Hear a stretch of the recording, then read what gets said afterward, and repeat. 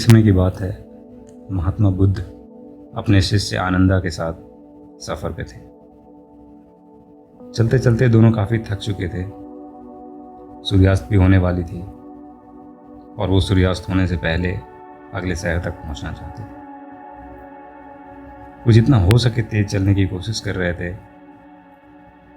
लेकिन चूंकि बुद्ध काफ़ी बूढ़े हो गए थे और उनके शिष्य आनंदा भी उनसे उम्र में बड़े ही थे, उन्हें चिंता होने लगी थी कि कहीं उन्हें जंगल में ही रात न बितानी पड़ जाए। जाते हुए रास्ते में उन्होंने खेत में काम कर रहे किसान से पूछा, भाई अगला शहर यहाँ से कितनी दूर होगा? किसान ने जवाब दिया, बस ज़्यादा दूर नहीं, समझो यहाँ से 2 किलोमीटर, उससे ज़्यादा नहीं होगा। किसान इतना कहते हुए मुस्कुराया और उसे देखकर बुद्ध भी मुस्कुरा दिए। दोनों आगे बढ़ गए।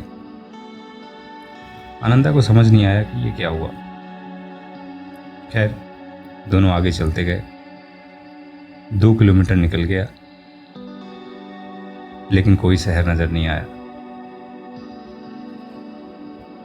अब तक वे और भी ज्यादा थक चुके थे। तभी उन्हें एक बूढ़ी महिला लकड़ियां बिनते हुए नजर आई। तो आनंदा ने उनसे पूछ लिया, ये अगला शहर यहां से कितनी दूर होगा? तो उस महिला ने जवाब दिया, 2 किलोमीटर से ज्यादा नहीं होगा, चिंता मत कीजिए, आप बस पहुंच ही चुके हैं लगभग। बुद्ध मुस्कुराए और उन्हें देखकर वो वृद्ध महिला भी मुस्कुरा दी। आनंद ने देखा और फिर मन ही मन सोचा, ये कैसी मुस्कुराहट है। खैर, दोनों आगे बढ़ गए।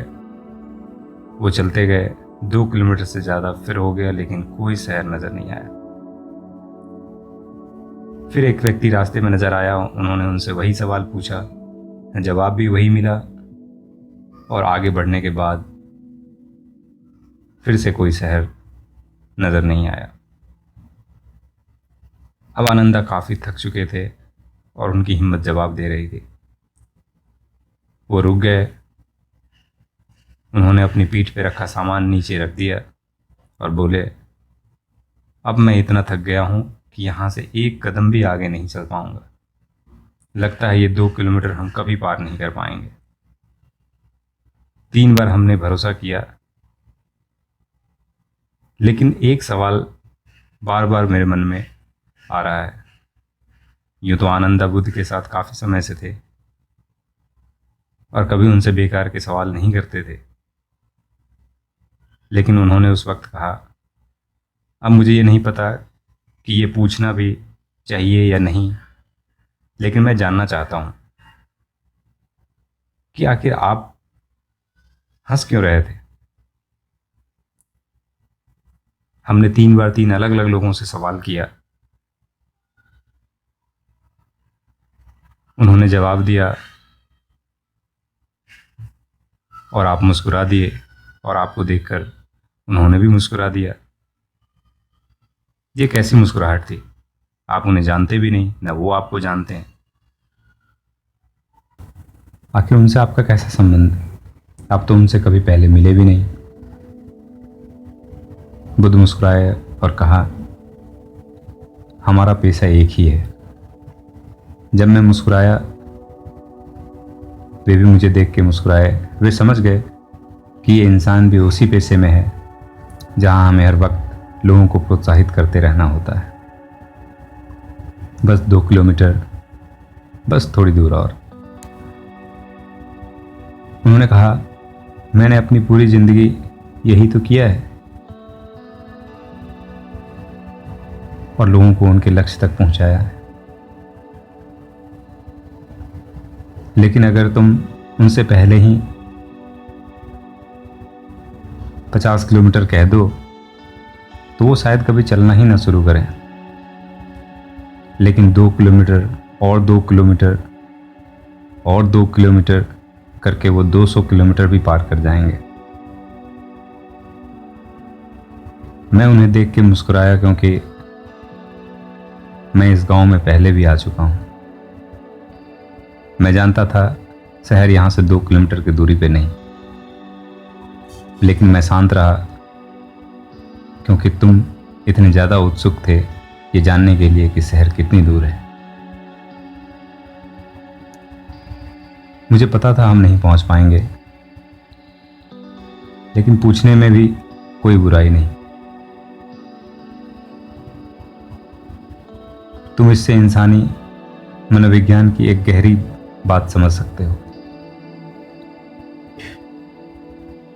वो लोग बहुत दयालु थे। वो तुमसे झूठ नहीं कह रहे थे, बस तुम्हें प्रोत्साहित कर रहे थे। पहले किसान ने तुम्हें 2 किलोमीटर आगे पहुंचाया, दूसरी महिला ने तुम्हें 2 किलोमीटर आगे पहुंचाया, और फिर तीसरी बार भी उस तीसरे व्यक्ति ने तुम्हें 2 किलोमीटर आगे तक पहुंचाया।